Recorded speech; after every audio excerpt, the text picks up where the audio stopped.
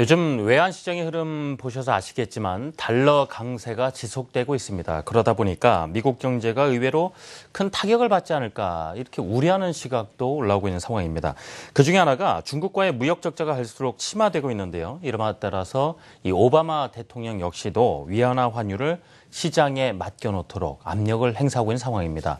오늘 이 문제에 대해서 이야기를 나눠볼까 합니다. 한국경제신문사 한상주 논설위원 나와 계십니다. 위원님 어서 오십시오. 네, 안녕하십니까. 네. 자, 최근 들어 달러 강세 문제를 두고 미국 내에서도 분위기가 상당히 달라지고 있는 것을 느낍니다, 위원님. 네. 앞으로 이 문제는 네. 특히 그 미국과 중국 간의 문제는 상당히 좀 투자자라든가 시청자분이 이렇게 예의주시해서 이렇게 바라볼 필요가 있는데요. 네. 왜 그러냐면 그 3월 말에 미국의 NT 보고서, 무역장벽 보고서라든가 아니면은 스페셜 301조, 이건 지적재산권 침해 문제와 관련된 문제입니다. 네. 그리고 환율 보고서, 매년 그 두 번에 걸쳐서 4월 달과 10월 달에 발표하는데요. 이런 보고서가 그 줄지어서 발표될 예정이거든요. 그럼 미국과 중국은 세계에서 보면 G2 국가, 차아메리카 국가에서 네. 선두격 국가지 않습니까? 이 국가가 협조하면 세계 경제가 좋다. 금리, 증권 시장이 좋다. 마찰을 빚으면 세계 경제 안 좋다. 국제 증시 안 좋다. 이렇게 이제 볼 수가 있겠는데요. 그런 각도에서 세계 경제 보는 시각이거든요. 그런 측면에서는 최근에 미국의 그 오바마 대통령도 직접 나서서 네. 중국에 대해서 포격을 가할 만큼 상당히 달러 문제에서 미국 내에서 상당히 좀 분위기가 달리 바뀐다 이렇게 볼 때는데요. 네. 왜냐하면 미국이 그 미국 경제에 그 이렇게 아주 그 좋은 거에 따라서 강세가 되면 뭐 괜찮겠지만은 각국들이 이렇게 자국통화 약세하는 정책에서 반사적 측면에서 네. 달러가 강세가 이렇게 되기 때문에 그런 측면이 미국 경제 부담이 되기 때문에 그렇다 이렇게 보였습니다. 잠시 그 과정을 보면 뭐 작년까지만 하더라도 일본의 아베노미스로 상징되는 엔저에 따라서 미국이 앉아서 달러 강세됐었죠. 근데 올해 들어서는 이제 유럽이 약세에 따라서 유로가 초강세되다 보니까 또 앉아서 달러 강세가 더 되는 이런 양상인데 비춰서 네. 지금 이제 세계 각국들이 환율 전쟁에 동참하고 있지 않습니까? 그러다 보니까 환율 전쟁에 동참하다 보니까 또 여기에 따라서 네. 달러 강세 요인이 이렇게 보이거든요.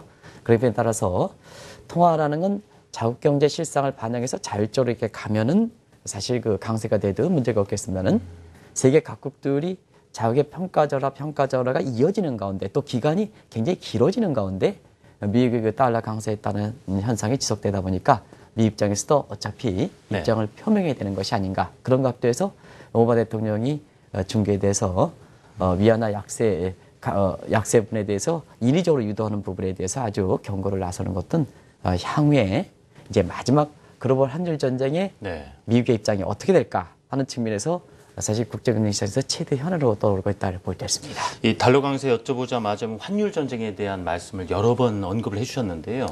그 말씀을 듣고 나니까 이 밤 사이에 스웨덴에서 또 갑자기 마이너스로 기준금리를 인하를 냈습니다.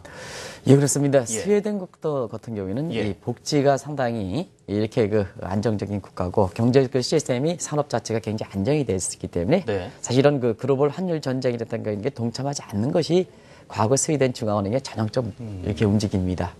유럽에 대해서 좀 히스토리를 좀 잘 알고 있으신 분 같은 경우는 스웨덴의 그 이렇게 금리 변경이라든가 금리의 완화 정책, 돈을 풀고 줄이는 이 정책에서는 상당히 안정적인 흐름을 갖고 있는데요. 결국은 인접 국가들이 이렇게 예금 금리 인하를 통해서 환율 전쟁에 동참하다 보니까 스웨덴도 여기에 동참하지 않으면 자국 통화 평가 절상을 통해서 경제가 어렵게 되기 때문에 그렇거든요. 그래서 지난 밤 사이에 사실 그 스웨덴도 예금 금리 인하 또 한 가지는 국채 매입 방식 그래서 혼용하는 방식으로 해서 굉장히 강도 있는 조치입니다. 예금 금리 내리고 그다음에 국채를 매입하는 방식이니까 한편에는 예금 금리 내린과 함께 다른 한편은 시장 금리도 떨어뜨리려고 하는 그래서 상당히 강한 환율 전쟁에 참여할 의지를 비추고 있는데요. 이 부분은 워낙 중요하기 때문에 그동안 많이 이렇게 정리되었죠. 지금은 거의 모든 지역이 동참하고 있다. 이렇게 해서 중유럽, 동유럽, 북유럽, 그다음에 유로랜드 양적 완화 정책, 이집트, 아프리카, 터키, 중동 잠시 좀 변화되는 환경을 다시 한번 시청자분한테 말씀드리겠습니다. 네. 그리고 페루, 중남미, 그리고 오세아니아의 호주, 네. 그다음에 북미의 캐나다 이렇게 해서 거의 모든 지역이 참여하고 있다 이렇게 볼 수 있습니다. 그런 상태에서 가장 보류격에 해당되는 이런 보류격에 해당되는 스웨덴과 같은 이런 것과도 환율에 그 동참하는 부분인데요. 자연스럽게 보다 보니까 네. 결국 세계 중심 통화가 지금 미 달러 입장에서 세계 다른 국가들 달러를 이렇게 기축으로 하는 다른 국가들의 통화가 절하가 되면 자연스럽게 미 달러 가치는 절상했다는 우려가 제기될 수밖에 없다 이렇게 보겠습니다. 이 스웨덴 역시도 뭐 긴급이라는 얘기가 나올 줄은 정말 깜짝 조치를 했고요. 자, 중국이 현재 위안화 국제화 과제를 추진하고 있다라는 말씀도 여러 번 나눴습니다. 그런데도 지급 준비율 인하를 통해서 수출 쪽으로도 그래도 좀 진흥을 하려는 노력을 보이고 있는 모습, 이 부분도 말씀을 나눠봐야 될 것 같은데요. 네, 그렇습니다. 네. 이 위안화 국제화 추진과 함께 사실 중국의 수출이 좀 상당히 우려감을 표시했던 것이 작년 네. 이맘때쯤입니다. 진행자분이랑 저랑 작년 2월 달에 중국의 네. 수출이 급감해서 그때 당시에도 위안화 약세 유도한 차원에서 사실 금리를 내렸지 않습니까? 네. 그럼 지난 1년 동안 보면은 중국이 이 증시가 경기가 어려운 가운데 올라가서 워낙 그쪽 부분에 초점이 돼 있기 때문에 금리 인하의 이런 부분에 대해서 상당히 뉴스에 이렇게 소리된 감이 있습니다는 지속적으로 금리 인하를 단행해 왔다 이렇게 보게 됐습니다. 그래서 작년 2월 달에 했고 그다음에 기억나시겠습니다는 작년 11월 달에 대출금리와 예금금리를 내렸죠. 네. 그리고 정책금리 성격에서 보면 가장 강한 지급준비율도 지난번에 내렸습니다. 그래서 지난 1년 동안 이렇게 보면 금리를 계속해서 내려온 모습인데요. 자, 그러면 왜 내렸을까? 수출 부양, 위안화 약세 하는 측면에서 네. 지금 1년 전 대비해서 작년 이맘때쯤 대비해서 위안화 그 약세폭이 위안화 국제화를 추진하는데도 불구하고 절상 요인이 강한데도 불구하고 위안화는 한 3.5% 환율이 올라가고 미 달러에 대해서 위안화 가치는 약세가 되는 이런 모습이었다 이렇게 볼 때 있습니다. 네. 자연스럽게 이러다 보니까 왜 위안화 국제화를 대외적으로 추진하는데도 불구하고 위안화 약세를 유도할까 하는 측면에서 보면 중국이 지금 급하죠. 네. 성장률 드러냈고 지난 4분기에 중국 경제 성장률이 7.3% 이렇게 떨어졌고 물가도 어제 이제 점검해 드렸습니다. 로테이션 해서 물가가 낮은 수준이죠. 이런 네. 상태에서는 물가가 로테이션은 낮은 상태에서는 통화 정책의 트랜스미션 메커니즘이 작동이 되지 않고 재정 정책도 크라우딩 아웃 이펙트에서 그렇게 경기 부양 효과가 적고 이런 측면이거든요. 그러다 보니까 자연스럽게 수출을 통한 경기를 부양하는 쪽에 가져갈 수밖에 없다 이렇게 됐습니다. 그래서 지금 중국에서 이게 가장 움직일 수 있는 변수가 금리 문제거든요. 네. 금리 문제이기 때문에 이 금리 인하를 통해서 결국 위안화를 그 약세를 통해서 경기의 최대 성장 동력인 수출을 좀 받쳐줘서 경기를 좀 이끌어야 되지 않느냐 해서 지금 어떻게 보면 경제 활력이 낮은 가운데 그래도 정부에서 핸들링할 수 있는 부분이 이게 금리 인하를 통한 위안화 약세 부분이니까 네. 대내적으로 사실 그 위안화 국제화는 중국의 어떤 최대 정책 과제 그리고 대외적으로 보면 중국의 위상이 상당히 높아진 상태에서 중국이 조금만 위안화 약세하면 다른 국가들은 굉장히 큰 피해를 미치거든요. 네. 그러한 통상 마찰, 환율 마찰에 우려되는데도 불구하고 결국 중국의 내부적인 문제를 해결하기 위해서 정책 여지가 제한 가운데 마지막 남아있다고 이렇게 보여주는 이 금리 인하를 통해서 위안화 약세를 유도하는 배경이다 이렇게 볼 때 있습니다. 네. 지금 중국도 그렇고요. 앞서 스웨덴도 말씀드렸다시피 각국이 지금 자국의 통화 가치를 좀 평가 절하하기 위해서 많은 노력을 하고 있습니다. 그러다 보니까 달러 강세를 보이고 있는 미국 경제 입장이 상당히 불이익을 받을 수밖에 없겠고 좀 달러 강세의 영향을 이미 받고 있다. 미국은 봐야 되지 않겠습니까? 모든 부분에 받고 예. 있다고 봐야죠. 예. 우리가 이제 이 대목에 있어서는 우리가 미국 경제 지표가 얘기할 때마다 한 번씩은 얘기했는데 그걸 한번 정리해 드리겠습니다. 네. 김현경 PD께서 똑똑하신 분이니까 뭐 CD가 딱 나올 겁니다. 그래서 정리 한번 해보겠습니다. 성장률, 거시경제 측면에서 성장률이 떨어졌다는 것은 뭐 잘 아실 겁니다.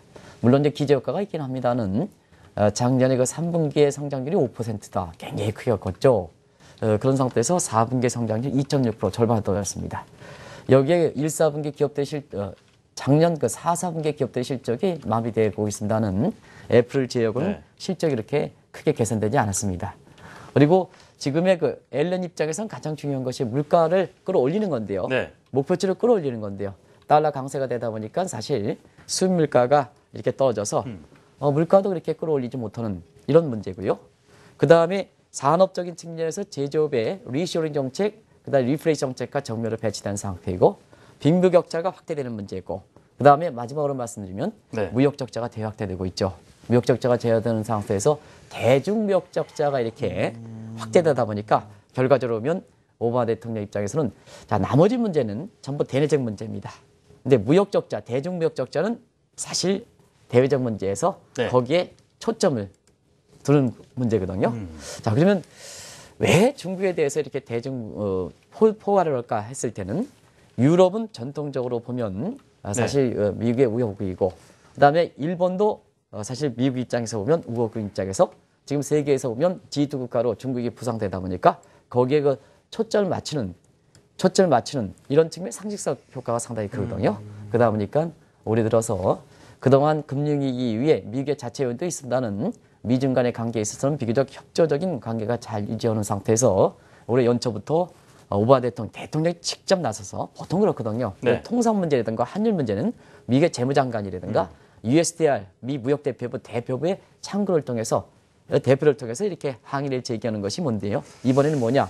대통령이 직접 나서서 그러게 말입니다. 직접 나서서 예. 그만큼 이렇게 다른 국가의 그 달러 약세 유도 자국 통화 약세에 따른 달러 강세에 따라서 사실 불이익이 곳곳에 이렇게 나타나고 있기 때문에 그렇다 이렇게 보겠습니다.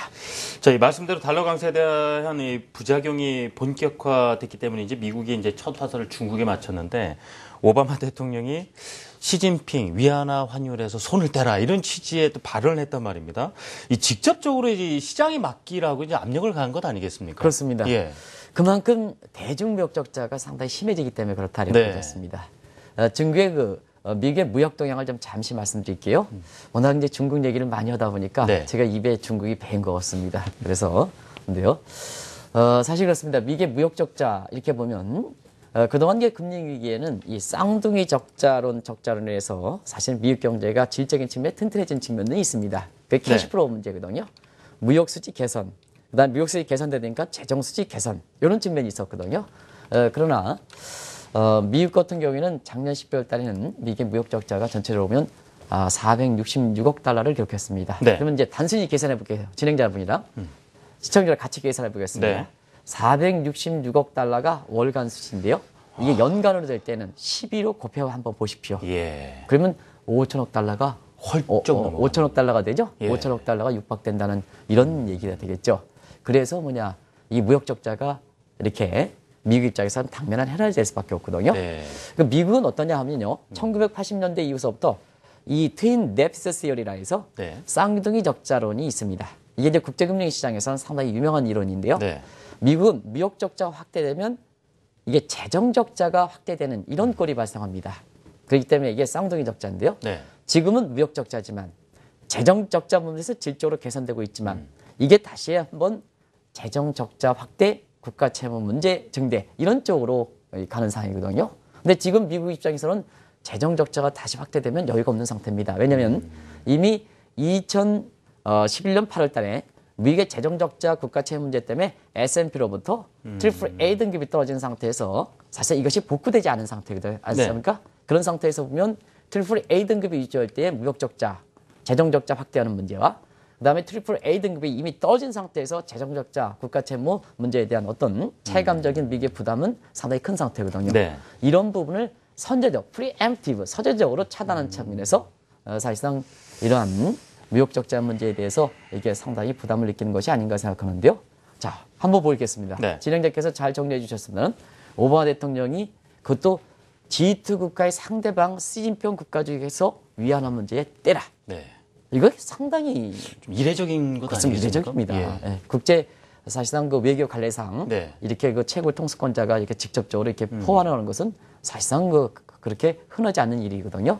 그런 측면에서 보면 이 문제가 세계 G2 국가에서 이 문제가 이렇게 마찰의 조짐을 보이는 것이 사실상 그리스 문제라든가 우크라이나 문제 이런 것보다는 더 본질적인 문제에서 굉장히 중요한 문제거든요. 그런 문제인데요.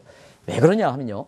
미국의 무역 적자에서 지금 약 23.9% 정도, 4분의 1이 중국이 차지하기 때문에 그렇습니다. 중국이 차지하기 때문에 그런 측면에서 보면 사실 올 연초부터 환율 전쟁에 대해서 계속해서 말씀드린다는 지금은 우리가 그런 환율 전쟁이 하는 속에 과연 미국이 참여하겠느냐 하는 것을 캐션으로 그랬지 않습니까? 그죠? 그래서 미국이 금리나라서 각국들이 자국 통화 평가자를 하는데 과연 미국도 금리나 쪽으로 동참할 것이냐 하는 이 측면은 이제 말씀드렸는데요. 상황은 상당히 분위기가 성숙되어지는 감이 있다는 걸 말씀드립니다. 네. 자, 이 달러 강세를 두고도요. 사실 미국 내에서 이 제이콥 루 재무장관과 옐런 의장 간의 시각이 다르다는 말씀도 바로 얼마 전에 드렸었거든요.